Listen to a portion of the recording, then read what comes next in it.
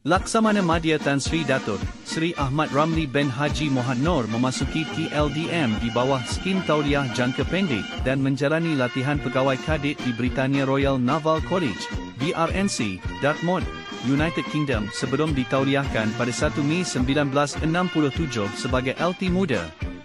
Pada 1 Januari 1979, beliau dinaikkan ke pangkat Komander TLDM dan diperjawatkan ke KD Pelanduk. Pada tahun 1982, beliau dinaikkan ke pangkat Kapten TLDM untuk memegang jawatan Ketua Staf Rancang dan Pembangunan di bahagian Staf Tentera Laut, Kementar. Pada November 1986, beliau diperjawatkan sebagai Pegawai Memerintah KD Kasturi dan seterusnya dinaikkan ke pangkat Laksamana Pertama sebelum memegang jawatan Panglima Armada pada Julai 1987. Beliau menyandang pangkat Laksamana Muda pada Mac 1991. Pada 19 Jun 1995, Laksamana Madya Datuk Sri Ahmad Ramli diperjawatkan sebagai Timbalan PTL. Beliau dilantik sebagai PTL pada 13 Oktober 1995 dan bersara pada tahun 1998.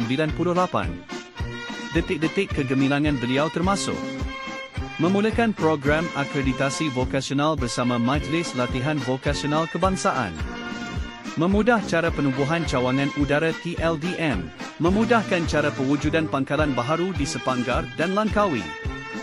Pegawai TLDM pertama memerintah kapal dengan pangkat Laksamana Pertama, mengambil alih tugas pemerintahan KD Kasturi di laut melalui evolusi Jakestai dari KD Indra Sakti. Jika bahan ini bermanfaat kepada anda, subscribe, likes dan share.